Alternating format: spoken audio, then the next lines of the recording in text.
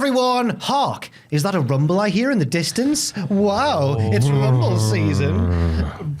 That was a rumble. Right. I didn't think this intro through. Da da da da, dang ding, glang glang glang glang glang glang glang glang glang. That's a classic Rumble theme from 1991. It was Animal Hospital. No one sings that anymore. I thought he was doing the theme tune from The Spy Who Loved Me. Clang-a-lang-a-lang-a. Oh, I could have been. It's Rumble season. Yeah! And I'm here with Tom and Ross, and we're going to talk about some of the best Royal Rumble matches ever, but not just talk about them. We're going to be deciding the greatest of all time through the medium of a tournament bracket. Not just Royal Rumble matches themselves, the stipulation, but any match that has taken place on a Royal Rumble pay-per-view.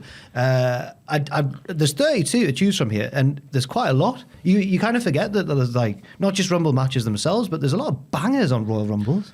Well, I'm on the road to WrestleMania. We need to start getting the bangers out the closet, don't we? Yeah, out the closet. Aye, right, we do. You keep them in the closet over the winter, keep them nice and warm, and then ba-bang! Tish! Rumble tends to be that home for those feuds that aren't going to be on the Mania card, but I've got to keep people white hot on the road too. And it's normally those times where you get the real tests for champions as well. And I hope that is a theme that comes through in this as well. Those title matches that are designed as a test for the champion. There's a few title matches on here, a few big ones. There's a few Royal Rumble matches, of course, as well. But there's some other ones that I hadn't thought about in many a year. So we'll dive right in. I should point out as well that this tournament bracket was seeded, and the seeds were determined by the average rating on Cage Match. Thank you, Tony Khan. God, I can't wait to see the look of the draw. I know. You've got a favourable first-round tie. They're not all in the order of. It's not like the first seed's first, then the second seed, because you've got to reward the stronger seed later on with more favourable match. A website did it for me. Oh, fair. It ordered it the best possible way. But we are starting with the number one seed, though. Are we ready to just dive right in? Right. Let's jump right in.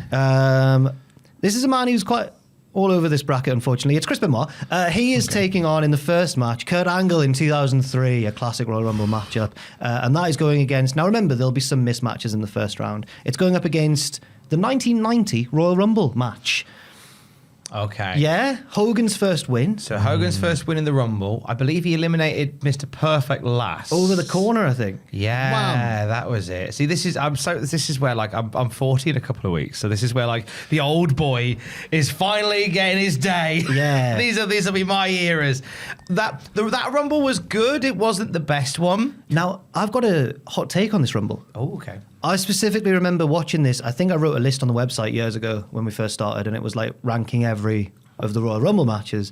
And when I watched them back, this was my favourite of all the old Rumbles, even more than 92. Ooh. But I think I'm out on a limb. I'm off in left field by myself there with that opinion. There was it was the Hogan Warrior stare down in this one as well. There was also a bit where two baby faces, maybe Piper and someone, were back to back fighting off hordes of baddies. Was that maybe a different Rumble? Hogan Warrior stare down was in this one. The Hogan Warrior stare down was definitely in it. That was it was the moment that set the agenda for WrestleMania 6. But then Angle Benoit as well. Who never missed? You think about WrestleMania 17, you think about that one there. They never missed as a pairing. No, they never missed as a pair. Kurt Angle loves Chris Benoit, and even to this day. The most intense wrestler I've ever wrestled with. He bigs him up quite a lot, doesn't he? Yeah. He did it when I interviewed him a couple of years ago, and I was talking about his current role as the GM. He was the GM of Raw, and he really brightened up when I asked about his own matches from years gone by. Fair enough. And he was quick to mention that one. Yeah. Said, maybe my favourite match ever. I was like, oh, damn. Just in terms of this bracket, though, the Rumble of 1990 doesn't stick out in my mind at all. Fair enough. Like, you've always got those Rumbles that stick out in your mind as being either your favourites or the best ones, and 1990 is not one of those. Neither does Angle Benoit from the Rumble of 03. Really? Yeah, so just because it's those two involved, I'm just going to go for that one by process of elimination. Not a good start of the bracket from me. No, but my reasoning's there. It's on the table. I'm just surprised that Angle Benoit doesn't stand out to you in terms of the great Rumble matches of years gone by. I remember the WrestleMania one more. Right. Okay, yeah fair enough. The mat work. Yes. You know what I mean? Yeah, I know exactly what you mean. That was exactly what they did as well. Will you be going for that match as well? Special plaudits for the Angle Benoit match because it came off the back of Triple H versus Scott Steiner, which stank. And No, they it didn't. The suplexes were great, right? Oh, BA. They were all nailed perfectly. Rotten. I'll just mention. Rotten. I'll just say right now that match is not in this bracket of greatest Royal Rumble matches. No. And so to take that, follow on from that and pick the crowd up. They did a phenomenal job. And again, Rumble 90 has the Hogan Warrior stare down, among other things. And, I pick an Angle Benoit I over will Rumble also 90. Go. I guess I'll act as a tiebreaker, but I would have also gone for Angle Benoit. It's 3-0, and the Royal Rumble 1990 is out. The next match, we've got the 2005 Royal Rumble, Batista and Cena right at the Vince end. McMahon, yeah. Vince McMahon blowing out both his quads? Yeah. Excellent. And taking on a match that I had to refresh my memory on, but Tom knows it, so we're all good. 1991, The Rockers versus the Orient Express. It was really good. Everyone says online that, it's an underrated, it's a sleeper hit. But is it as good as Vince McMahon's quads rolling up his legs and him telling off people while sat on his arse in the ring? It was an incredibly fast-paced match that delivered a lot, and it was sort of a sign of what the tag team division in the 90s could have been, but neither really got a tag team title run, so it's not that. But the 05 Rumble was really strong, and despite the genuinely buggered up finish, which they nailed, by the way. Which they absolutely... if you're going to bugger up like that. They literally both landed at the same time. I can't believe it. They might even land. I'm always impressed with Brett and Luger for how simultaneously they managed to land. Cena and Batista might be even better, completely by accident. Because it was by accident, Right, it makes it even better. But even so, it was a real star-studded Rumble, and again, one that set the pace for WrestleMania perfectly. So I'm going to go with the 05 Rumble. Yeah, you think about Snitsky eliminating London as well. That was that year as well, wasn't it? He went flying through the air. So yeah, 05 Rumble, mainly because of the ending, but there were other assorted highlights as well. Because Paul London, I believe, has been in this very room. He was in the upstairs studio. Damn. Well, I'm going to go for the Rockers now. He's been in the Cultaholic hemisphere. I was off that day. I was devastated. Oh. I didn't meet him. He's lovely. Is he? Good egg, Paul London. And he was in the match that's progressing to the next round. Although I would suggest, having just watched it the other day to refresh my memory, I would recommend watching that tag team match from 1991 because it is very good. Next up, it's a big boy, I think, in this tournament. It's a big one. The 2001 Royal Rumble. I'll call it off. Oh! Call the police. I think I've heard you mention that match before. Yeah, it's got everything. It's the hardcore Rumble. Drew Carey's fantastic. He loves wrestling, Drew Carey. Yeah. So much so that he says in the little interview at the start, he's like, I don't watch your show that regular, but I'm here to promote my pantomime, whatever he was promoting at the time. It was an improv special. Taking on from 1995, Diesel versus Bret the Hitman Hart, a match which is talked up a lot despite ending in a DQ. People run in on both sides of people run in to beat up Diesel, people run in to beat up Bret, and it gets called off and ruled a draw. But the work up until that point is regarded very highly by fans of the time. There are 2 points in Diesel's early years in WWF that backstage really galvanizes him. One is Rumble 94, in which he eliminates pretty much everybody and looks great doing it. And also this match with Bret. Really solid. Trying to think, had he become champion by this point? I believe he had. I think he would have done, yeah. Yeah, of course I he think had. he was defending the belt here, Yeah, that's it, because 95 it was Shawn, and so it was him defending as well. It was great. I think it was a defining moment of his title reign in that case. But it's in there with the 01 Rumble, which I think is a nigh on perfect Rumble. Yeah, you've got the comedy stuff early on, the hardcore stuff, as Ross mentioned, which is the best they've ever done it in a Rumble, I think. Yeah. Kane being... Kane's best run ever, I think, in a Rumble. It might have been the best he ever... I don't mean looked as in just terms of performance, but the best he ever looked physically. Jacked. Yeah, he looks incredible. So big. Steve Austin and The Rock having their stare down across the ring. Austin's all bloodied and everything. Yeah, it's a very strong... I'd go for the 2001 It's one of the best Rumbles of all time. Yeah, I'm going 01 Rumble too then. There we go. We will get some closer matchups later on. But So look at the draw. Sorry, Brett. Sorry, Diesel. The first three have been pretty conclusive. 2004 Royal Rumble match. Benoit's back again. Unfortunately, it's not like you can't look back upon it in exactly the same way now. But at the time, it was like a tremendous underdog story. He goes all the way from number one. Only the second man to ever do it after Shawn. After Michaels, yeah. Big Show at the end, wasn't it? It was the thinking man's Rumble. He eliminated people in intelligent ways, especially that Big Show elimination at the end. The one right at the end was really good, where he just slowly wears him over. Taking on a bit of an unheralded one. 2019, Brock Lesnar versus Finn Balor. Now, I do believe Finn Balor was not in demon getup for this match against the unbeatable Brock Lesnar, because, of course, you wouldn't call upon your unbeatable demon persona at the time, would you? So just because of that lack of logic, even though Brock always works better with littler lads, not Luke Littlers, just littler lads in general. Big wrestling fan. Yeah. I wonder if we've ever met him. I just wonder this sometimes. Apparently, he was at WrestleMania 33. He was on our side of the arena. I saw his little video, but he was higher up. We've definitely met him. We'd have met him round Dance Orlando. legend Luke Littler. Yeah. His entrance theme's inspired by WrestleMania 33. It's green light. Green light. Get it. I know. It's a different because of the lack of logic by Finn Balor. We're also gonna just butter the arse of Chris Benoit's win. It's a weird one to sort of. But it's a good Rumble without that anyway. There's a lot of good stuff going on, but it's always tainted by that. And it's tainted by the Hardcore Holly match as well, which is overshadowing everything else on that pay-per-view. Because it's so good. Yeah. Hardcore Holly main eventer, world title challenger. Brock Lesnar terrified of Hardcore Holly because we apparently fell into a weird multiverse for a few months there. I think the 04 Rumble beats out Lesnar and Balor. I do as well, but I did enjoy that. That's probably the closest one so far for me. Yeah. But yes, the 2004 Royal Rumble goes through. Next up, He's back again. Chris Benoit. This time taking on Chris Jericho in 2001 in a wonderful ladder match. Oh, I don't know if I've tainted that with my own bias there. No, it's the walls on top of the ladder, isn't it? Yeah. There's a chair. There's an unprotected chair shot that makes us all sick. Yeah. A versus. Again, bit of a mismatch maybe. 2022, Roman Reigns versus Seth Rollins, where Rollins came out in the Shield gear, got in Roman's head.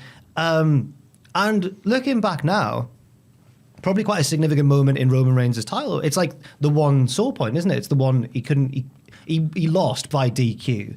And Rollins is the only person so far to kind of get one over on him in his title reign. So I don't know if it's remembered as like the classic that the ladder match was, but it's definitely a historically interesting match.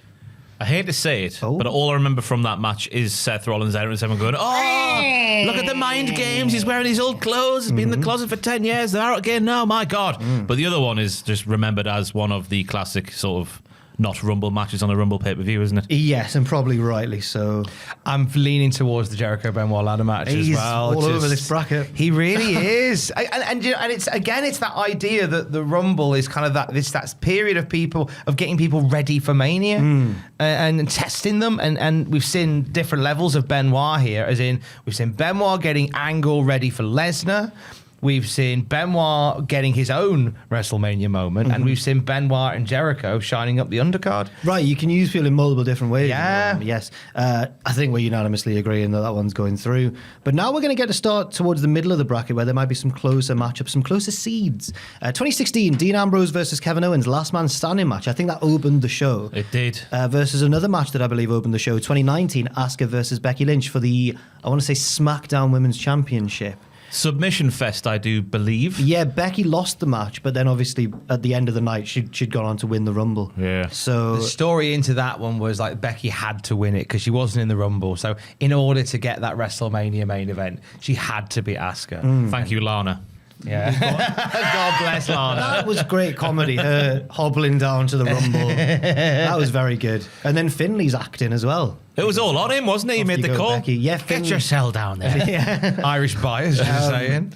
But that match, that Rumble match, until that point, isn't too highly regarded. It's not on this bracket, apart from like the finish is thought of really well because Becky wins. But this match against Asuka, I think, yeah, you're right. I think very technical, a lot of submissions going on. And I think Asuka won with like, was it like sort of a roll, like reversing a submission and holding Becky's shoulders down? I think it was very good. This is the closest one for me so far. It depends what you like, doesn't it? Because either like chair towers, where Kevin Owens has pushed off the turnbuckles, I think, into a chair tower, or you like technical submission wrestling. I watched that 2016 match, Ambrose and Owens, with my friend who's not a wrestling fan at all. And he, because the ending comes when Ambrose pushes Owens off the corner and he goes through some tables and he can't get up again. And that, my mate popped for the first time in his life. He went, oh, I forgot those tables were there. And I was like, that's the magic of pro wrestling. That's where they get you. I'm going for that match. I'm going to go for Ambrose versus Owens out of those two. You know, just because of horses for courses and what I like, I'm going to go for the Tower of Chairs. Oh, right, okay. I was worried I was going to have to make a decision there. I remember watching that and seeing that spot in the table spot at the end, thinking we don't get that in the WWE all the time, do we? No, not really. That sort of stuff. That's true. Right, that one's going through the next round. Asuka versus Becky, maybe the overall story of the night was slightly, maybe if it was that taken into consideration, it would have pushed it ahead of this match. But match against match, I probably would have gone for the last man standing. Yeah, as well. I think so. Next up, AJ Styles versus John Cena 2017. Versus Chris Jericho. No, sorry, I've read the wrong one. Versus the 2021 Women's Royal Rumble, arguably the best Women's Royal Rumble so far. That's Bianca Belair winning from number 3, I think. Epic big finishing sequence with her and Rhea Ripley. They're both on the apron, aren't they? Scrapping. Oh, yeah. This was one of 2 Rumbles in the Thunderdome. The men's and the women's of that year It's were a in the Thunderdome. big shame this one was in the Thunderdome as well, of all Rumbles. But that Cena match, that's the one where he just like opened Reddit or something and saw that, you know, wrestling fans like Canadian Destroyers and stuff like that. And the roll through AA, I remember that being the finish. There was a one off the Brett rope as well, wasn't there? Yeah. That's the one where he became an internet wrestler. Yes. Instead of a sports entertainment superstar. Sowed the seeds of that with the Kevin Owens feud a couple of years before when he learned how to do a springboard stunner for some reason. But this time, this was probably like the best match of Cena's latter career, I suppose you could say. But the story, the seeds have been sown the year before because you had Cena and AJ beaten Cena quite decisively, and it sort of led to AJ becoming WWE champion. Beat up John Cena. That's it. Beat up John Cena, and so I mean, it's a combo of a great match, great story beforehand. I think AJ and Cena. I was edging towards that one as well. I think AJ and Cena, just a part of the feud that I really enjoyed it before this match had happened was that after AJ beat Cena, he then he stole one of his like big bicep wristbands that he wears around his bicep and started wearing it around his head because Cena's so much bigger than him. He was like, I can wear that around my head. I never clocked that. It was brilliant. That's great. I like that. So yes, that one's going through, but not to discredit that Women's Royal Rumble because I think it probably on balance was the best Women's Royal Rumble we've had so far. Yeah. But the way that the women's division's strengthening all the time and promising people in NXT, I feel like that might be eclipsed in the very near future, probably. Very likely. If not this year. Maybe. 2014, Daniel Bryan versus Bray Wyatt, just an excellent singles match earlier in the night. Let's not talk about the Rumble the following, because Bryan wasn't in it. Wait, that was the year Bryan wasn't in it. That was the year that everyone thought, well, Bryan's surely going to be in the Rumble if he can't get past Wyatt. And then he wasn't, and everybody was sad. It was Rey Mysterio. yeah. Terrible father. Versus 2002, Chris Jericho versus The Rock for the Undisputed Championship. Jericho winning. Yeah. Whoa. When I saw those 2 names there, I thought you were going to go for the strap match. The Fiend Bray Wyatt versus Bryan. Do you remember? Yeah, I do. Which one, to be fair, was all right, given that stipulation. I didn't think it was, but Okay, I'm glad. Bryan had shaved his head. I think so. He had shorter hair. About 2022, mate? 21? Round then. Yeah. But this match was better than that. Yeah. Oh, yeah. This was at the Jericho Rock one. That was during Jericho's appalling undisputed WWE title reign, where he was just very much the butt of the gag, the dog walker. He hadn't walked Triple H's dog yet. No, but my God, he was on the way. He was just very about Stephanie like that. sorry, it was there. I'm sorry. He was overlooked in every circumstance, and almost like he was banned from getting anything that looked like a decisive win over anybody. It's weird to say because it's a win that he'll always have forever. The night he beat The Rock and Austin in the same night at Vengeance and became the first ever Undisputed Champion. But he was kind of also a transitional champion, waiting for Triple H to come back from injury. Do you know the story about why he became champ that night? No. Right. So this is numerous reports have said this. So Just the one in catering. No. That's why they told him.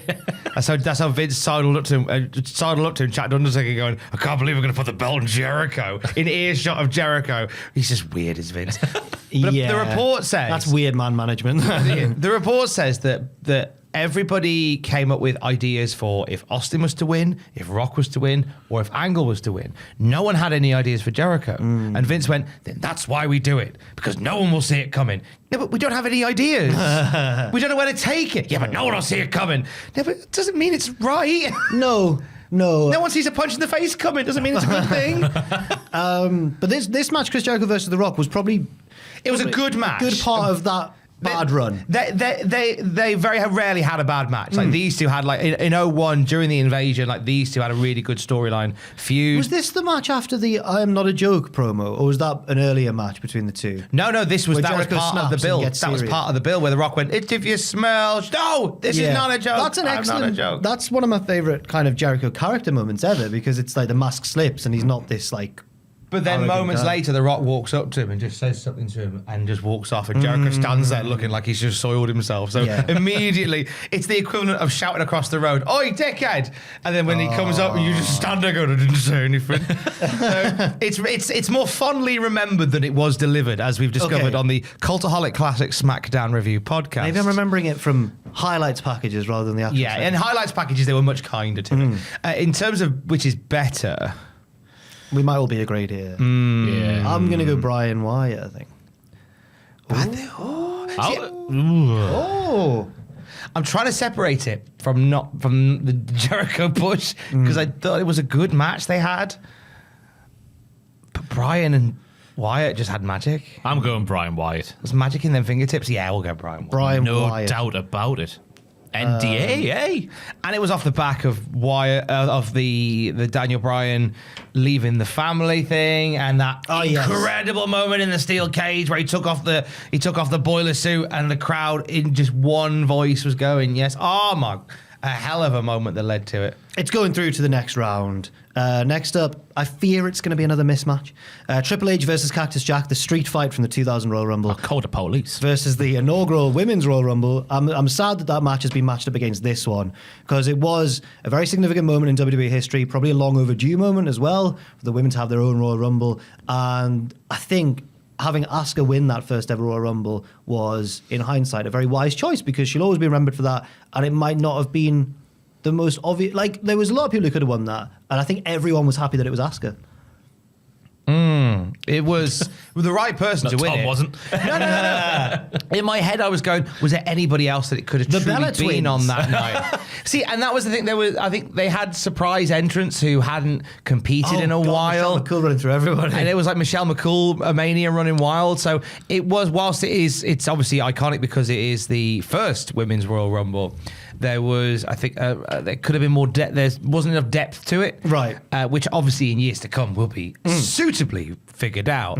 And Michelle McCool being like the Kane of the Women's Rumble, who hadn't wrestled in years, was a very strange choice. Related. Oh, yeah, I Kind guess. of, no? Yeah, It's her Being- brother-in-law. being just like her brother-in-law.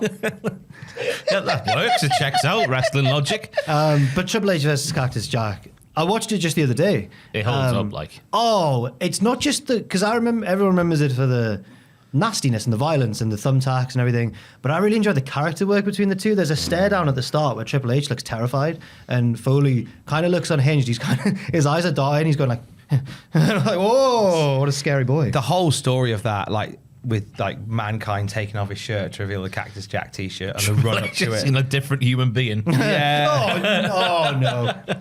But wrestling's great like that because it's like Jushin Liger becoming Keishin Liger. They go, he's taking his mask off and he's taking his top off. Oh no, it's a different person. I think Sam's editing this video and he loved that reference there, that Liger reference. But it's and I love wrestling that you can do that, where you just like and it was wonderfully sold by Triple H in the grand scheme of things. Show that to a non-wrestling fan, I go, I don't get it. He just took his shirt off. Why is he a different person?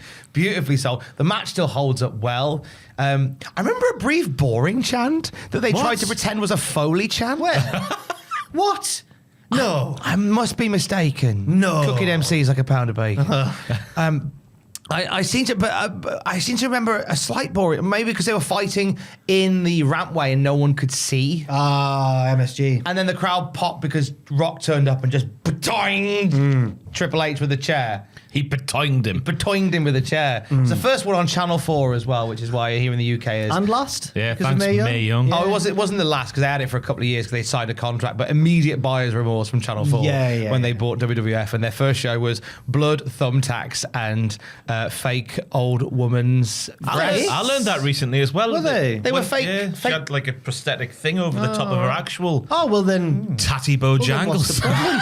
prosthetic breeds. But it was the idea that they were... When I've been watching, because I watched the whole show recently, Where's that in the tournament, by the way? And I didn't. The Miss Rumble contest is not one of the greatest Rumble matches. We're not going to judge May's Breach then. No, but one of the judges is Conan O'Brien's sidekick, Andy. He's just there ringside as well. I can't remember his name. The guy who sits on Conan's couch and Andy Richter. Richter. He's there alongside Freddie Blassie and all the lads. Freddie's having a lovely night. Why is he not judging everything, Andy Richter, on the Richter scale? They don't even get he's a 10 out of 10. Delightful. They don't even get him to he doesn't get on the mic at any point. He's just sat there with one eyebrow raised, let's see which one really is the best Miss Rumble. And Lawler's in the ring having the best time, and it goes on. I only remember the Mae Young bit, but the build up to that, it goes on for so long.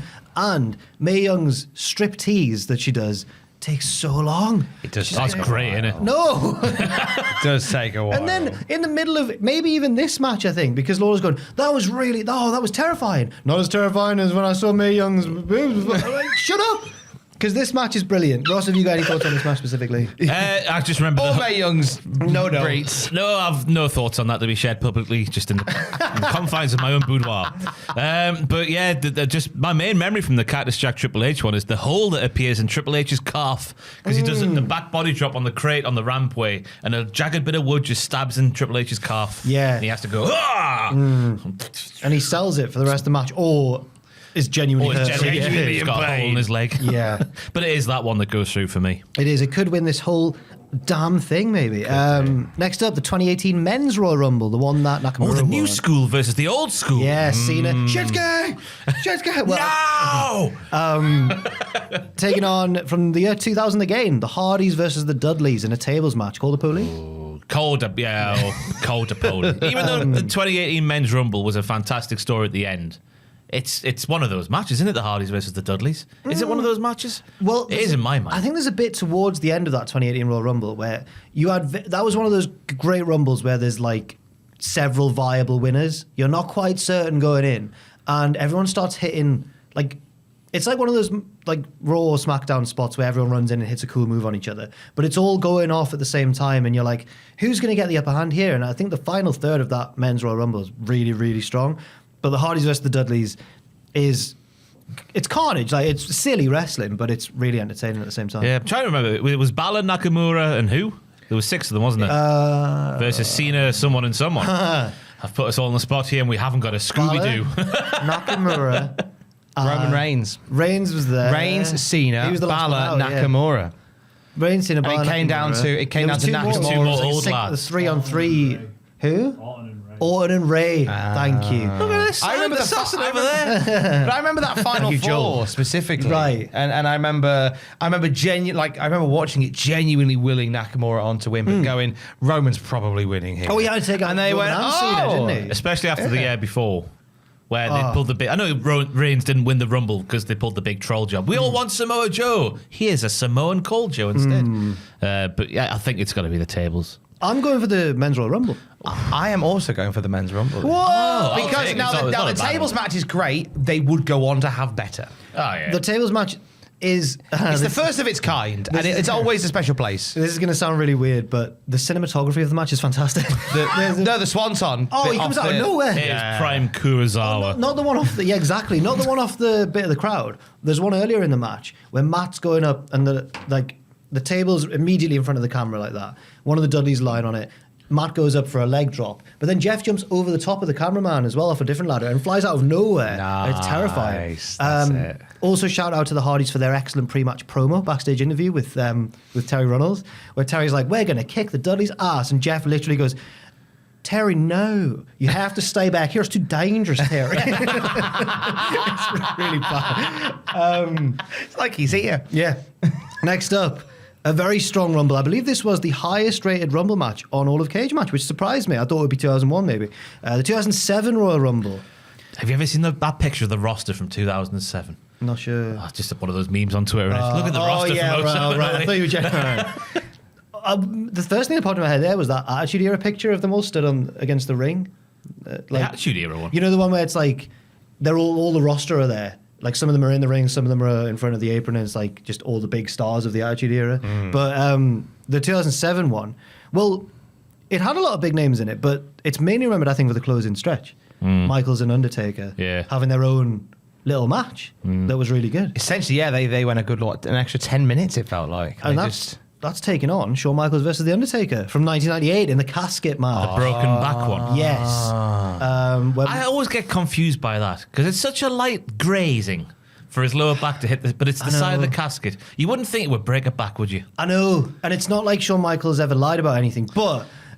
Or that Vince will want to cover anything up about Michaels during that period of time. But at the same time, wrestling's inherently very dangerous, and I believe that something like that could actually have done that. Yeah. So it's hard to... You've seen people get really bad injuries from something that was very basic. You're quite innocuous. Yeah, quite innocuous. And that I believe genuinely happened. I think that it was Michaels at his most dickheadish as leading DX, and Undertaker sort of mid-feud with Kane at the same time. It was again that thing of building up Shawn for a big Mania showdown with Stone Cold Steve Austin. And Undertaker was the right heater there. Yes. I'm going to... Right. Literally, because he's on fire.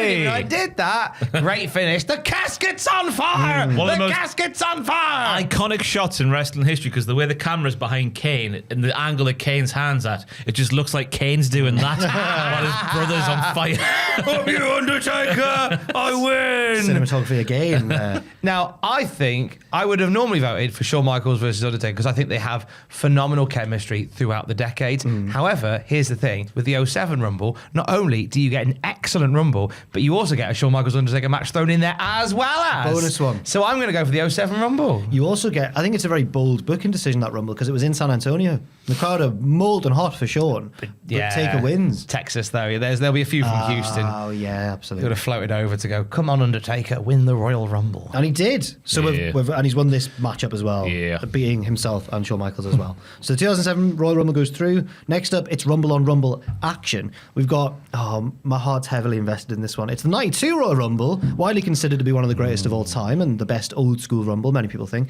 versus my personal favourite Rumble, 2010 Royal Rumble. That, come Jack? on, 2010. Who's involved for the first? Oh, come on now. It's not just because of that. CM Punk cuts a promo throughout the Rumble, the first half of it. But also, it's got Shawn Michaels freaking out because he can't win to go on to challenge The Undertaker. And it's also got Edge making his return and winning the match. So many great things. It's got Beth Phoenix kissing the Great Khali over the top rope. It's a fun packed rope. Is it the one where Punk... That was a joke. That's not the great bit of the Rumble, by the way. Sorry. It's the one where Punk is cutting the promo early on. It's not the one with the Nexus. No, that's the next year. This is the Straight Edge Society one. Great Khali, raise your hand. It's where he eliminates like how many other people in a row, isn't it? So he's just there in the ring by himself. There's a cute moment as well where he eliminates Beth Phoenix, who I think he was with at the time. And as he's about to throw her out, he gives her a little like secret message. Probably says like, "Well done." Oh, get out of my ring, kid. So I made lasagna for tea. I'm very biased in favour of that one, but the 92 Rumble is remembered for Flair's run, Heenan on commentary, the mounting tension, I suppose, of will he do it or not. The fact that the belt was on the line as well in this match. Hogan was really good as well at the end. Hogan was an arse. Not bad. How was he the baby? You've had enough spotlight, piss off. Yeah. Poor Sid. This absolutely felt like the first, like for me, like this was my favourite Rumble of the 90s. Oh. And I know it's a cliche to say 92 Rumble because everyone says 92 Rumble, but it's such a great story that is told magnificently. And to this day, right, if you were to take that formula for a Rumble and supplant it in Rumble in 2024, it would still be a great Rumble. Mm-hmm. It's the idea, especially with the title on the line and Ric Flair just fighting uphill against anybody and everybody. Bobby Heenan, absolutely the ultimate tag partner for Ric Flair on commentary, without doubt. As a commentator yourself, that's quite a good insight you've got. Yeah, and it's one of the, and you do walk the line a lot when it comes... two commentators. I should mention. Well, commentator of the year over here. One of us has beaten Jim Ross in a poll, voted for by other humans, and it wasn't a troll job. No, it wasn't. So you'll get this as well. Yes, I will. The idea that sometimes a commentator is at risk of just spending too much time putting themselves over and getting their own comedy across, whereas Heenan was the ultimate tag partner to Flair throughout this, and I think it just enhanced Flair's win. Yeah. In such a beautiful way, and every little there was the bit with Roddy Piper, which everyone seems to forget about, because Piper won the IC title earlier in the night, and it was like he could win 2 belts in one night, which is unfathomable in '92, and all right up to the end where Flair actually does. It's great. I don't think anything touches. I don't think 2010 touches 92. Don't do that hand gesture. Talking about my favourite Royal Rumble. I don't think stick your rumble up your ass, mate. Also, the promo, the famous promo afterwards, with a tear in my eye. Put that cigarette up. It's unbelievable from me and Gene. And with all that said, I have to disagree with you. I'm going for the 2010 Royal Rumble. Come on, Ross. I did a video many moons ago. Remember we had to do our favourite matches? Yeah. At the other place. Yeah. One of these matches was on there. Oh, no. And it was 1992. No. It's the cast of characters. Bobby the Brain's the main swinger for me. And he swings the vote as well. But the 2010 Rumble story with CM Punk, Edge's return, as we mentioned earlier, was good. But not... It's devastating. The cast of characters, it's got everything, hasn't it? This is purely... The 2010 Royal Rumble doesn't get the justice it deserves. And I think it's because the entrance is on the right. And it doesn't quite feel right when people come down from the right-hand side. Yeah. It's weird how we're wired that way, innit? Where Shouldn't be allowed. Doesn't quite click. That was a mid-noughties thing, though, on Raw for a period. Weird. Remember Triple H and Shawn doing the Vince McMahon and Shane McMahon parody, and that ramp was that from the right? Yeah. The 92 Rumble. I always find it weird in video games when they run from the top of the screen. In a lot of video games, the ramp is at the top. Yeah. Not so much in the newer games, but like No Mercy and some of the earliest SmackDown games, the ramp is at the front. So when they enter the Rumble, they're like running towards the ring for ages. It just looks really odd. Yeah. It's this run animation GIF all the way down the ring. Anyway, sorry. Although you could, but I digress. Damn it! There's another Madison Square Garden match. I thought it was in the next bit of the bracket, but we'll have to wait a little bit. Now we're going to talk about the 2015 title match: Triple Threat, Brock Lesnar, John Cena, and Seth Rollins. Oh yes, called the. Oh yeah. Yeah, the police have been called. There's a button under the table that I'm just pressing. The police are outside. They go, can you please stop calling it? Versus 1988, the Jumping Bomb Angels versus the Glamour Girls. It's Leilani, it's Judy. They're going at it. And it's a Judy Bagwell. Yeah. It's of a time. It truly is. It's a really strong match. It blew my mind. I'm so sad this is against these three. This was Seth Rollins arriving. I remember his Phoenix Splash. So he went in the Jumping Bomb Angels. Jumping Bomb Angels. Yeah, Seth Rollins, big guy in the 80s. But yeah, this was when he arrived. And I remember that he didn't win, but the reaction he got after the final bell happened was a sign of how good he was in the match because everyone was on their feet, weren't they? Was it Philadelphia? I can't remember. Yes, because it was 2015, because then they crapped all over Roman winning the Rumble match. I really want to give Jumping Bomb Angels and Glamour Girls some flowers here because I don't think they're winning, but they were so ahead of their time in the match that they had here. Well, the Angels were not so much the. The Angels. The Angels pulled the Glamour Girls along.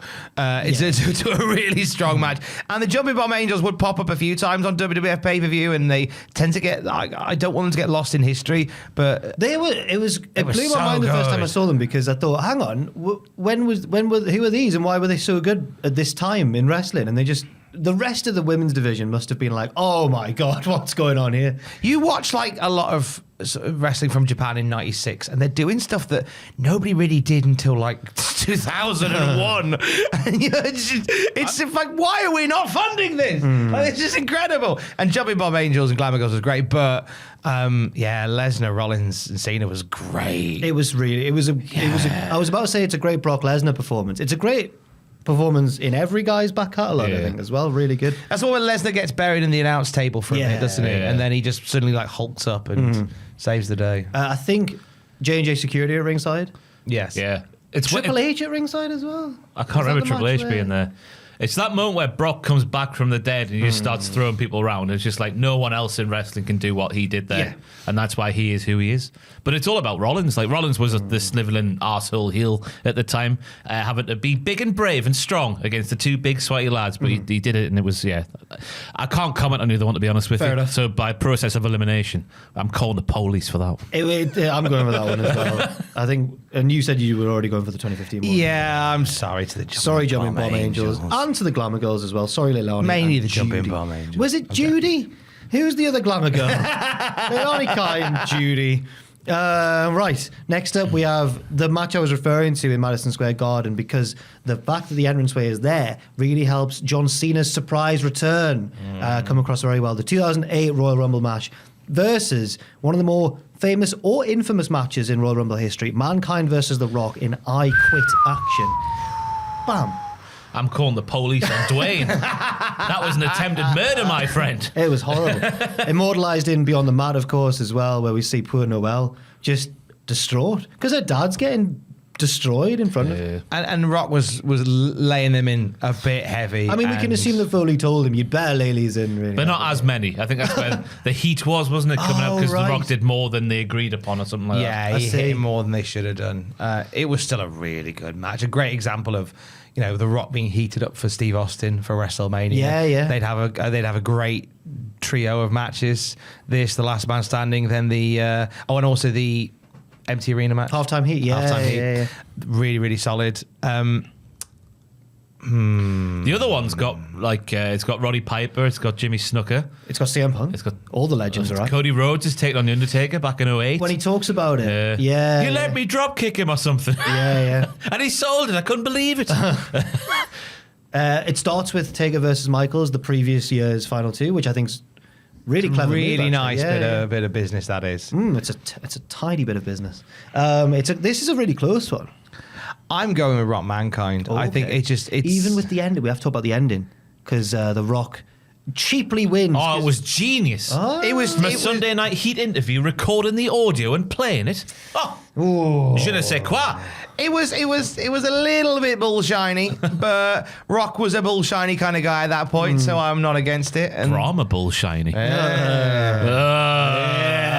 Yeah, he's done him again.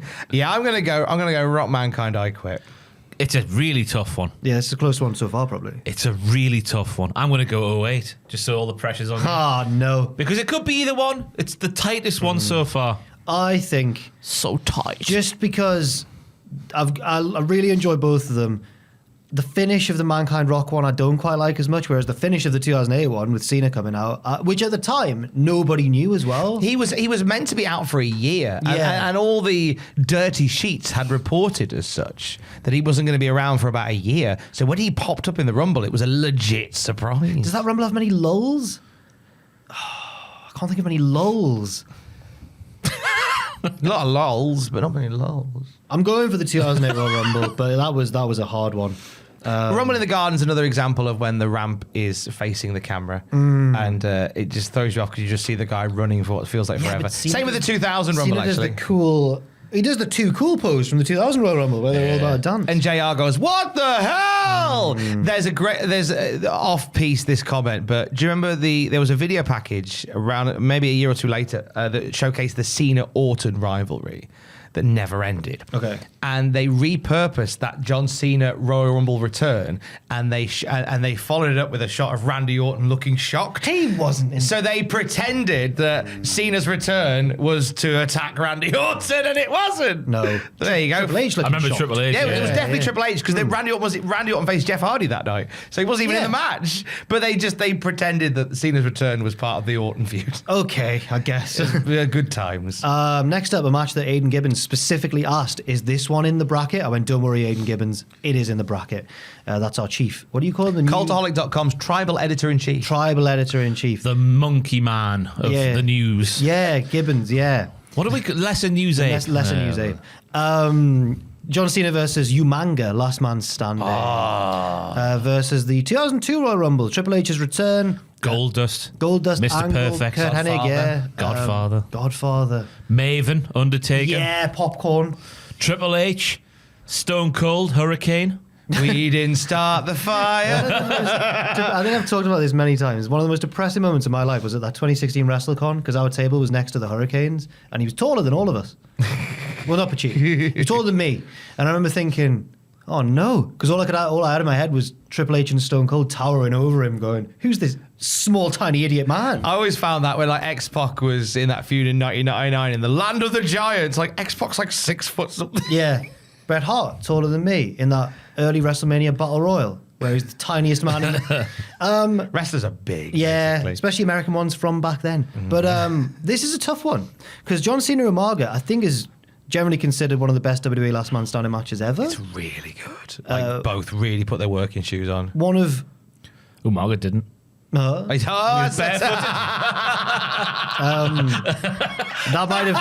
might have tipped the balance of this match going through the next round. 2002 Royal Rumble is possibly the first Royal Rumble I ever saw. Because even though I was a wrestling fan by this point, I don't think I'd actually seen either of the previous two. So it's got a big like nostalgia factor for me. Also, for some reason, even though it was at the time when Rock and Austin and everyone was around, Triple H was my favorite wrestler. I don't know why.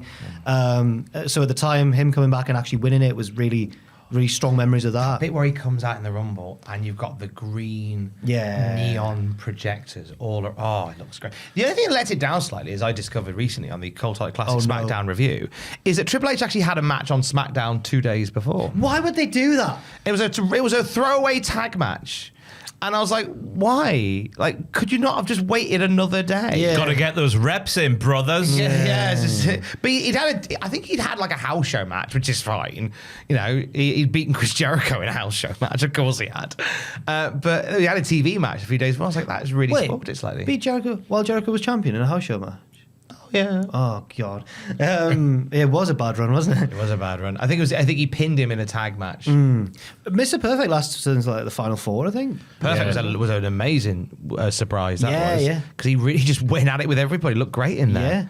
Yeah. As Ross said, Goldust return. Goldust return, yeah. Godfather. It wasn't a great 0-2 for the start of 0-2 for Goldust was very uninspired. He was in the hardcore division where all his weapons were gold. That was kind of this thing. I didn't mind it, but Matthew on the Classic SmackDown review has since told me that it was crap and I shouldn't like it. Oh. Didn't like it. I quite liked him having just gold weapons. That was his shtick. Sounds like the sort of thing that Matthew would like. I thought that. That's weird. Yeah, he's an enigma, that boy. He's sick of CM Punk already. I mean, many people are. Oh, you know what? Cena and Umaga is so good. This has really been hurt by the bracketology here. Because Cena and Umaga is so good, but 0-2 is just full of great moments. It really is, and it's a bit of a harbinger of doom because 0-2 is a bit of a wobbly year for the company. They kind of lose their direction post Attitude Era, but this is like a good Rumble. The Triple H Austin stare down. The one thing letting the Rumble down is maybe the predictability because it's obviously Triple H coming back at Madison Square Garden with his denim jacket, which I didn't realize, right, is a leather jacket just with a denim vest over the top. I thought it was intertwined into one piece. Oh no, he layers up, doesn't he? It's a double outfit. Yeah. That's completely ruined it for me. I thought it was a custom piece that was all just one thing. When you take off one, you take off both. But no, isn't it you'd have to take off the vest. Isn't that better? No. I worked with a guy at Electronics Boutique at the time. Okay. Lovely guy by the name of Rich who ended up aping that same look with a leather jacket and a denim vest over the top. So that's how I knew. Was he a rock and roll man, or did it not really work? He made it work. Oh, okay. He was a big wrestling fan and he made it work. Oh, he was a wrestling fan. Oh, yeah. So he did it on purpose. Oh, yeah, it was deliberately done because we were both wrestling fans. What year was this? 2002. No, Rich, what are you doing? Yeah. Did he too have the status quo jeans on with the black shoes? I think he had blue jeans on like as just well. a racist man in a pub on a Saturday night. I don't think he was a racist on a Saturday night or any night of the week. But it was pre-internet, so we didn't really care if we were cringy. Because we had no one to judge us other than ourselves. Fair enough.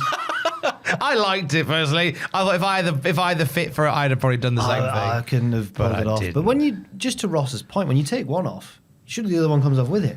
No, it's two separate pieces. But the denim puts the leather on, then puts the denim on. Didn't have any sleeves though, did it? No, that's what I'm saying. It ruined it for me. I thought it was a denim in the middle. Maybe it had the leather on the inside. But then it's all just attached. Is it a leather sandwich? Is it denim, leather, denim? Is there a denim underneath? No, sure. No, he was wearing a t-shirt underneath. Oh, and then it's a leather jacket, cotton and then a denim leather, vest. Denim. He'd be boiling, wouldn't Beret sometimes. That was earlier. he? He did sometimes wear it. Did he wear a beret? Beret? Sorry, not Flat beret. cap, innit? Flat cap, yeah, not beret. I think you're thinking of Jean-Paul Levesque from WCW. Maybe that's why he wore it, because it was a bit beret-esque. Hey, Rate My Takeaway started wearing the old. I think it's a. I think he started wearing a leather denim jacket. He could pull It's that a off. Hugo Boss Time one. to but play a game. It's a Hugo Boss one, but he flips it around like Triple H used to with the Kangol numbers. So he's like, oh, let's tuck it this kebab, and he whaps it around and think, wow, Triple H is back. Here I go. I'm having a crisis. You've got to be able to see better when you're about to tuck in. Anyway. I'm going the other way. I'm going for the last man standing match because I think it's a great clash of styles. Umaga's all, well, they're both powerhouses, but Cena's obviously Cena, whereas Umaga is this. No one would expect Umaga to win, and he doesn't. But I think he provides a challenge for Cena that makes it really believable that he could be in real jeopardy here. And I really agree, and I'm annoyed that they're bracketed together. Because if that had been in another match, if that had been somewhere else, I'd have easily voted for that because I think it's a phenomenal match. Nostalgia's taking the day for me. Oh. It's 0-2. It's the moments. And I can reveal just from the way that I've ordered this list here, that the O2 Rumble, I believe, is the first underdog to upset the favourite seed in its matchup. So there we go. John Cena versus Margaret is out. Aiden Gibbons is fuming. And the final match of round one, the 2020 Men's Royal Rumble, Lesnar, Drew, kick to the willy from Ricochet. Oh, that's my favourite modern day Rumble, the story of Brock. Because they did the kick. Edge's return? Yeah, Edge's return. They did the kick to the dick of Ricochet on the roll before me. We were like, what a cook Ricochet is, eh? Look at the state of him. And then he plays a big part in Brock getting eliminated. Yes. Versus the 2003 Royal Rumble, Lesnar winning that year. Last eliminating Undertaker, I believe. Yeah. Now, the 03 Rumble, so that's the... That was exciting. Christian and Jericho started off, don't they? But it was meant to be Jericho. No, Jericho and Shawn Michaels, because Shawn came out at number 1. So Jericho said, "I'm going to come out at number 2," and then Shawn came out. And then we thought Jericho was coming out. He turned around and it was Christian, and Jericho jumped Shawn and hoisted him over the top. Yes. So Shawn's night is done. Great start to the Rumble. Great start to the Rumble. Really, it was the first post-draft Rumble, so it was not, because it meant that we got those. The Raw and SmackDown guys mixing it up. We had a Hardy Boys reunion, but with fists, because Matt Hardy was being V1 yes. at that point. Vincenzo won. Vincenzo won.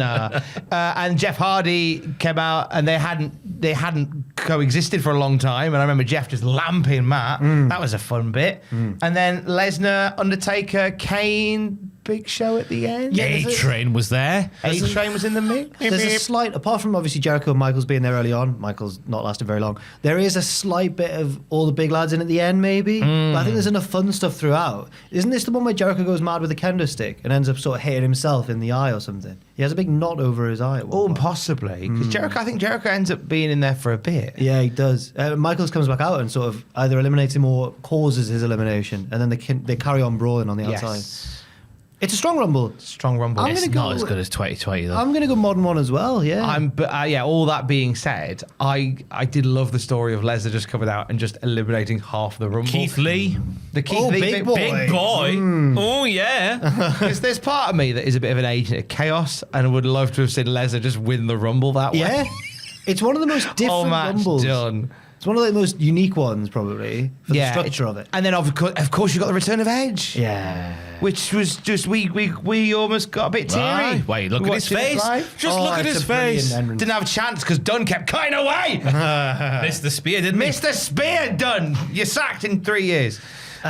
There was and then I think the right guy won. I think Drew, and bless him, he went on to become the lead guy of Pandemic Mania. Although at the time of recording, they are tying that back into the storyline with Drew saying... Drew's always kind of called back to it, to the point where we were on the verge of going, all right, mate, shut up. But now, because I love you, Drew. Now because he's a heel, it's very much good, because it adds to his whiny character. It's like, like you're the only person that worked through the pandemic. However, that title win was for the world.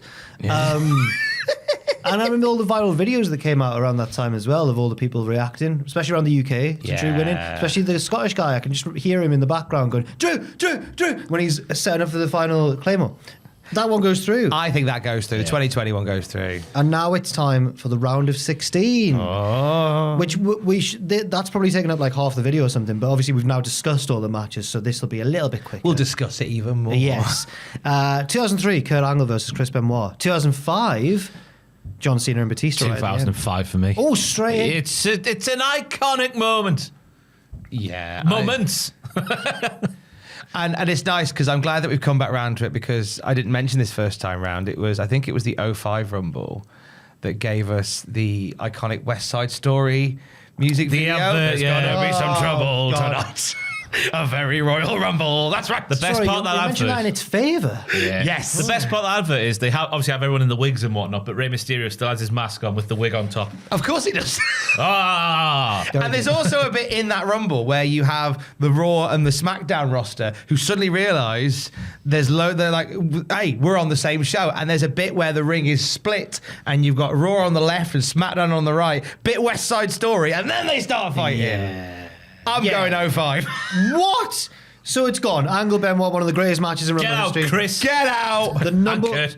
He's also there. The number one seed is gone. The streak is over, as Mike Cole said. Wow. So 2005 Royal Rumble goes through. Next up, I know which one's going to win this probably. 2001 Royal Rumble versus 2004 Royal Rumble. Call the police. Call the police. 01 all day. I think I might call the police on this one. I think as much as the 04 Rumble, still lots of fun. 01 is just pips it in terms of energy. The 04 Rumble is sensible fun.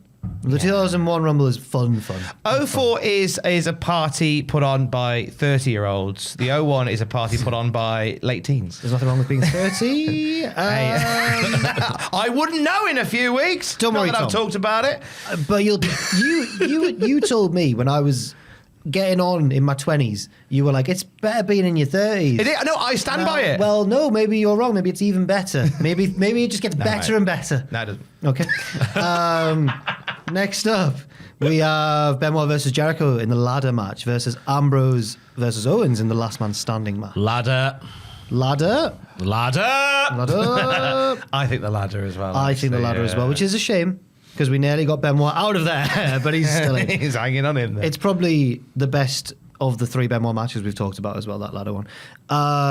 Fine. Next up, AJ Styles versus John Cena taking on Daniel Bryan versus Bray Wyatt. I think it's got to be Styles Cena still. I think obviously Bryan and Bray is great, but there's an epicness to Cena and Styles that the Bryan and what Bray match doesn't have. It's been compared in the past by luminaries such as Dave Meltzer and me as a New Japan style match. And Sam's editing this, so I hope he sees. I remember mid-match going, this is like a New Japan match. And Sam going, no, it's not. Because Sam's like a Cena hater, obviously. Because he's like edgy. Sorry, Sam. But I would imagine, like, as years have gone by, watching it again, you might go, actually... I would like to know his opinion, actually, on this match, if he revisits it. But he's a very, very busy man, so I don't know if he's have time. But I remember saying, no, this is like a New Japan match. And then feeling shamed slightly for it. And then Meltzer came out in the Observer and went, this was like a New Japan match. I was like, no! I was right, damn it. Always stick to your guns. I'm going for it as well. Yeah. Right, Daniel. Oh, Brian Wyatt's out. Sorry, Brian Wyatt. It was a tough matchup, even though that's an excellent match. Cena versus... that rolling attitude adjustment at the end that you mentioned. Cena's been brushing up on his Mark Haskins tapes, because I've only ever seen Haskins do it smoother. That, it rolls into a second one. When you said that, I was like Mark Hamill in my head. And I was like, how does that translate to Star Wars? He's being a hero. He got a lightsaber out and went, hello, I'm your dad. Did you know that he's his dad? I recently found this out. I saw the picture of Mark Hamill meeting his mother, who's like 30 years younger than him this week. Did you see that? His mother? Yeah. What? From the one I saw from episode 1. His mom in that film. Because it was filmed 30 years later. Yeah. Right, okay, right. But it's funny, I thought you meant there was a scene where, like, 50-year-old Mark Hamill meets 30-year-old Padme. No. Like he time hopped. Yeah. Essentially, he has. Oh, right, okay. Somehow in the late 90s, he was a small boy. I never get how, and I'm sure there's a Star Wars explanation for this, but, like, in the past, in Star Wars, the lightsaber fights are like gymnastics, it's all kicking off, everyone. And then you fast forward a bit, and Darth Vader and Obi-Wan are going, yeah, we noticed this when we watched them as well. if you strike me down, I will become even more. Oh. They're getting old, though, aren't they? Yeah, I guess I like so. Qui-Gon, up the Qui-Gon. You like Qui-Gon? He's so fluid. Up the He's Qui-Gon. smooth. He's smooth. Hashtag up the Qui-Gon. Up the Qui-Gon There's gin. proper like analyses online of like the different lightsaber fighting styles, like the 6 ways or something. That's the only thing sadder than us analysing wrestling as much as we do. Peter Austin of Triple Jump pointed out to me that there's the wiki, the Star Wars wiki is called Wikipedia, right? And there's like entries for like so many things, including hair. It's like hair is a synthetic material which covers living creatures. Like, what?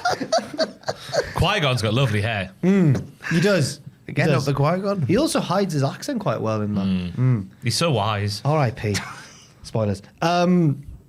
Next I up. guess he gets split in half, doesn't he? Yeah. My No, God! Darth Maul gets split in half. Oh, Qui-Gon yeah. has a more dignified death. Just falling down the pit, doesn't he? Yeah. Oh. Oh, yeah, he flops to his knees and down. It's all coming back. Up the Qui-Gon. Master, no. Wow, we need to do a Star Wars lightsaber bracket after this. Next up, Triple H versus Cactus Jack in the street fight versus the 2018 Men's Royal Rumble. I'm going 2000. Okay. I'm also. There we go. That's over. Shut up, Tom. Wow, I'm glad that my voice was heard in Which that one would you have round. gone for, Tom? 18 Rumble. No, I'd have probably gone for the Street Fight as well. I was leaning towards the Street Fight as well. Fine, yeah, I think that's probably most people will probably agree. Next up, interesting one, the sentimental favourite of many people, the 92 Royal Rumble versus the factual best Rumble ever according to Cage Match, which is objectively correct, the 2007 Royal Rumble. Ooh. Well, I'm going to stick to the 92 Rumble. I'm going to stick 92 as well. I would have voted against it because it's just never clicked for me as much as it does with other people. And I don't know why that is, because I love the Flair stuff and the Heenan stuff. It just never, I don't know. Is it the lack of music as they enter? Is it the lack of like? Maybe it's. I've never thought compared to like the production elements that a Rumble has that makes it complete. You don't really have a lot of those finesses, i.e., the music that hits. You have like a cowbell instead of like music. Some guy ringing a cowbell every time. It feels very stripped back as a Rumble. So you don't get those shock value entrances until you see them walk out. I'm not a child. No, I'm joking. I found because I think that would how much better would it like the Roddy Piper's entrance had been had you heard the blasted bagpipes and looked at Flair's face as he heard the bagpipes. 3/4 of the arena going, yeah, that's it. Yay! So there is that, which is why there's a bit of a disconnect. There's some like I don't know if it is.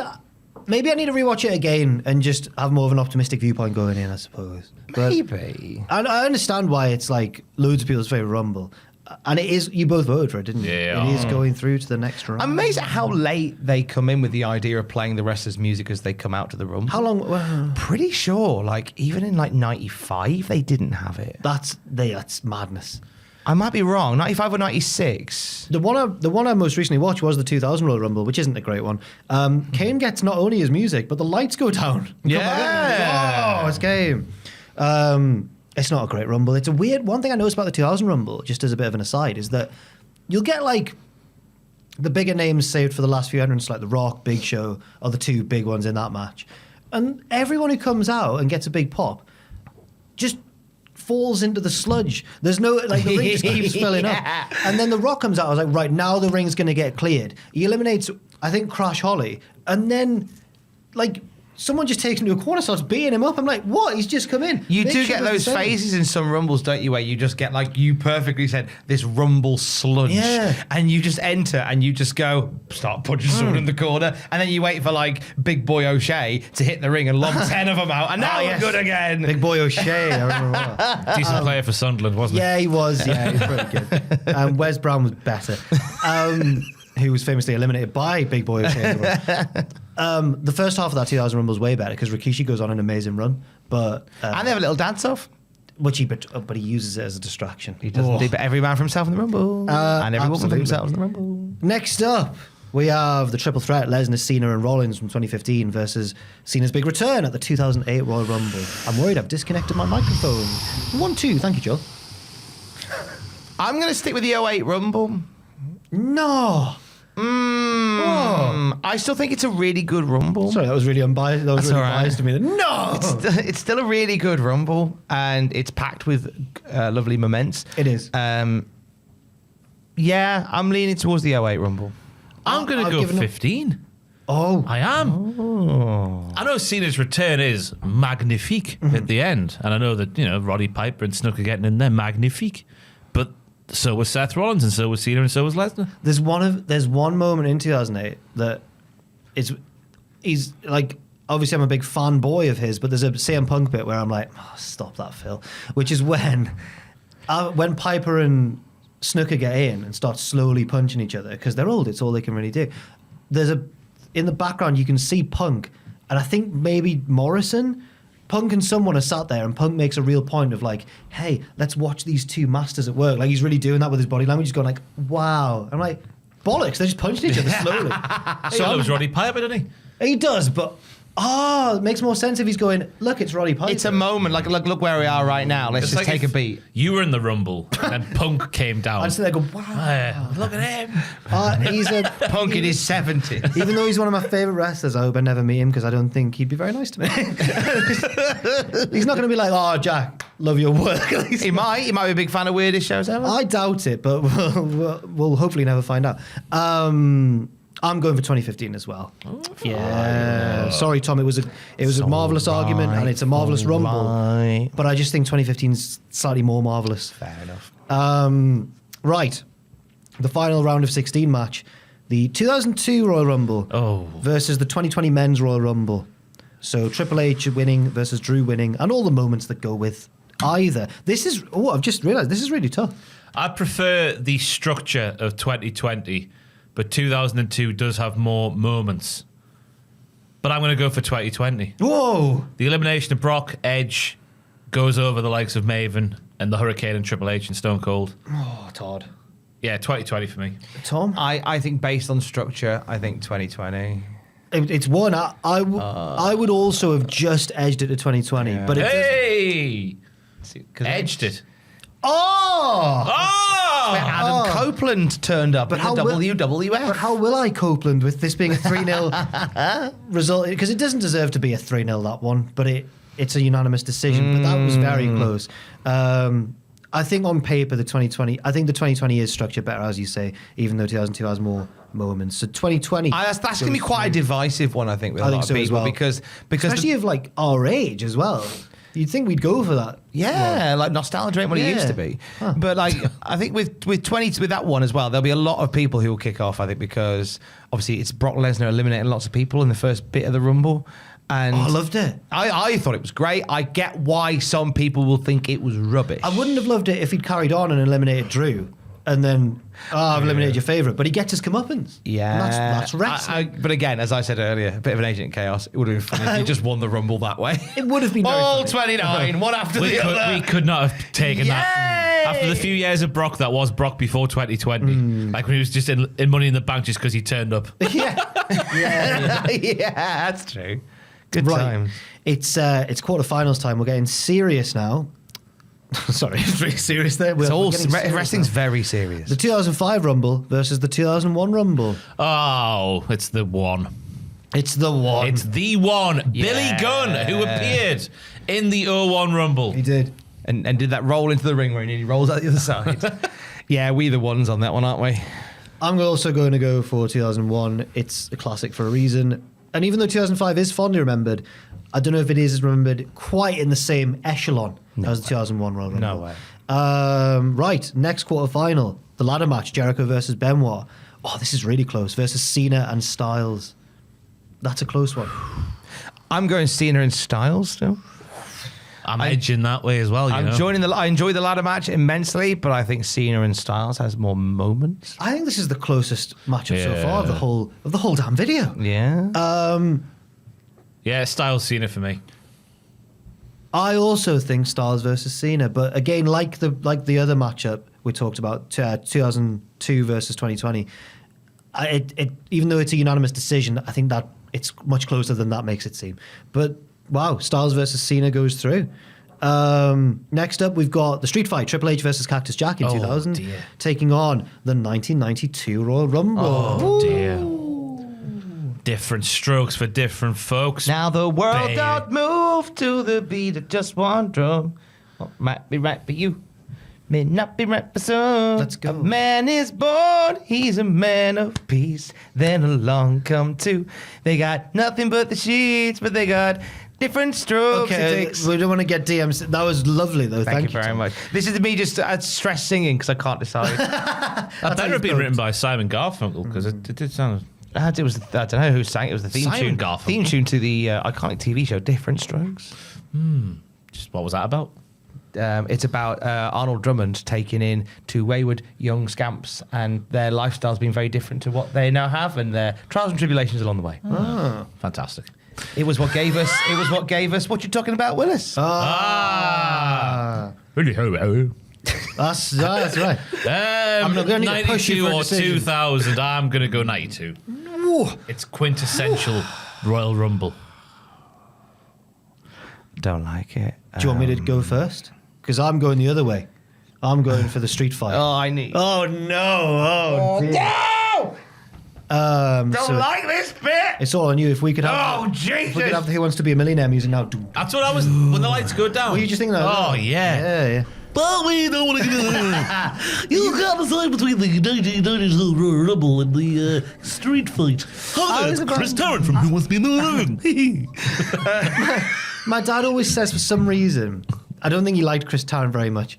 He always says that if he was one of the phone of friends, Chris Tarrant repeats whatever the person says because they go like, "Oh my god," and he goes, "Oh my god." My dad would have gone, "I'm a wanker," and Chris Tarrant would have gone, "I'm a wanker," which I don't think would have panned out quite as much as he would have hoped. We're delaying the inevitable here, aren't we? I was about to 92 Rumble. Damn it! God, I was about. No, I think you'll have supporters in that camp. I was. And now I can confirm that the 92 Royal Rumble. Oh no, there's 2 Rumbles left. No, there's 3 Rumbles. I'm wrong. There's 3 Rumbles left. I was just about to say, when I was going to do that Chris Tarrant, I was going to join in with the Chris Tarrant impression. Oh, please do. No, instead I defaulted by accident in my brain to Joel Dommett from The Masked Singer. It's Robbie! It's Goldfish! That sounds a bit like Jules Holland. Jimbo, yeah. Jimbo Rubbish. Please welcome Billy Joel! One of them was very good, Jules Holland. Big Reeves. The final quarterfinal is Lesnar, Cena, and Rollins, which has been a powerhouse in this tournament so far, taking on the 2020 Men's Royal Rumble. 2020. Whoa! Yeah. Edge. Whoa! The story. I would have gone for the triple threat, but It was good, It was very good. but it's not one of the top draw. I'd have happily seen the triple threat go out in the last round, and I voted for the 2020 in this round, in the previous round, so 2020. Wow, the Slayer of the Jumping Bomb Angels is gone. That was the first round. So now we're down, I believe, if I can read my own notes. Hopefully there's 4. 1, 2, 3, 4. There it is. We're down to the semi-finals. I've scribbled too much over this. for that. We are down to the last 4. The first semi-final, the 2001 Royal Rumble versus AJ Styles versus John Cena. Come on now. Oh. Come on now.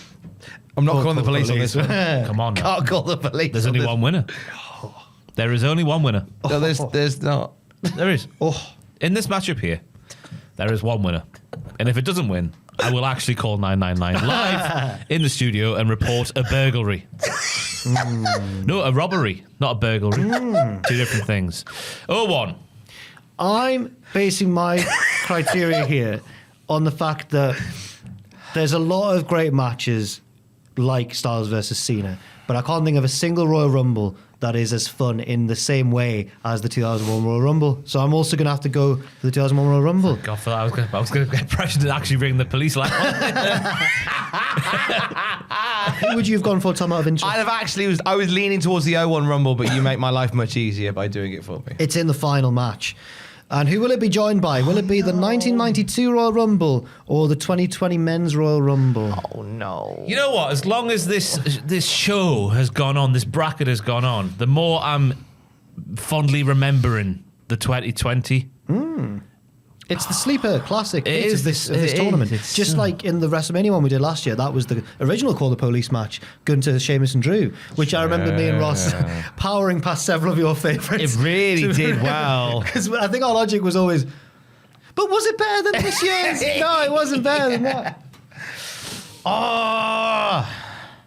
You know what? I'm going to put Bobby the Brain and Ric Flair and the whole cast of characters to one side. I'm going to go for the story and the structure and the moments of the 2020. Wow.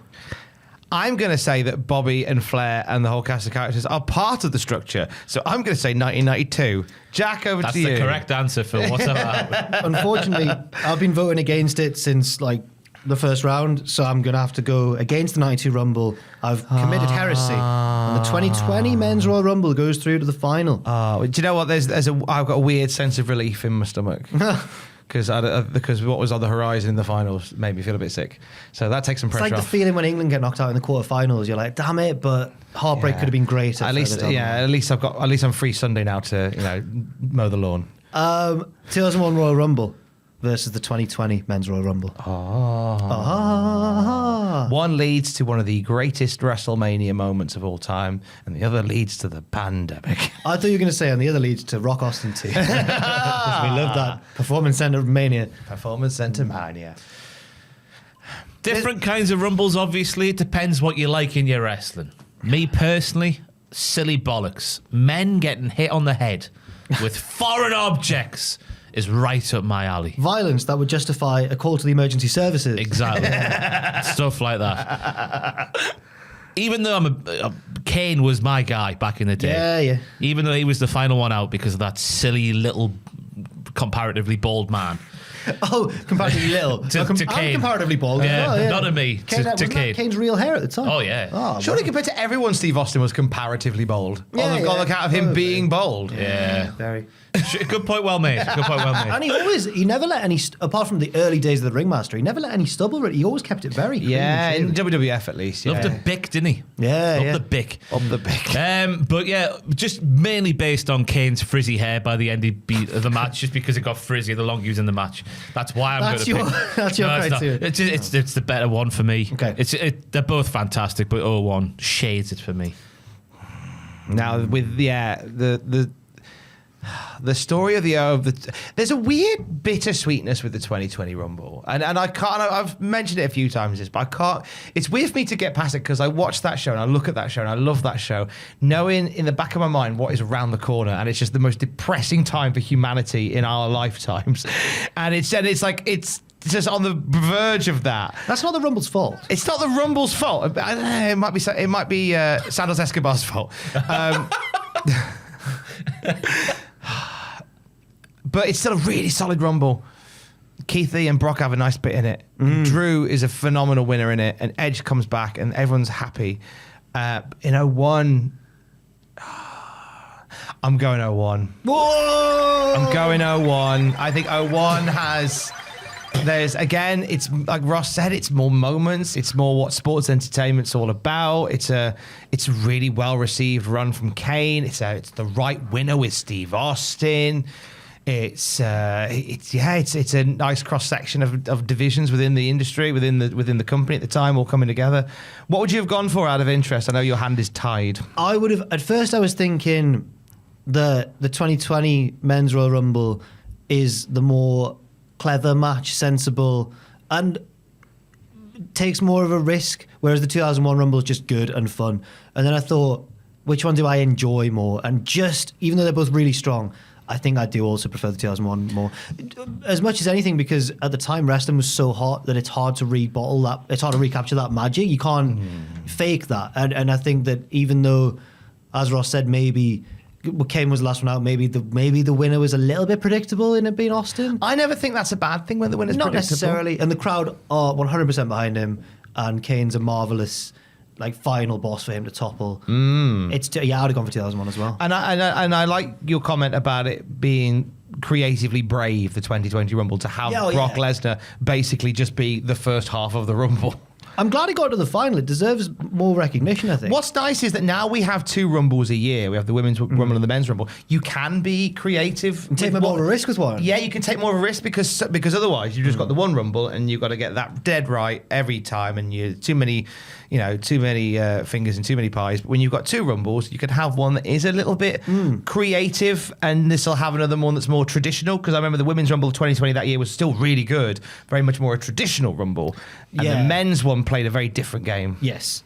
And it paid off, but not quite enough, because our winner of this bracket is the 2001 Royal Rumble. Congratulations to Stone Cold Steve Austin. Andrew Carey. Andrew Carey as well. Thank you very much for joining me on this quest, this journey. And thank you very much for watching as well. Leave your thoughts in the comment section down below. What did you agree with? What did you disagree with? What would have won your bracket? And which matches would you maybe have included that we didn't include in this tournament as well? Let us know in the comments below. I've been Jack. This has been Ross. This has been Tom. Joel behind the camera. And we'll see you very soon.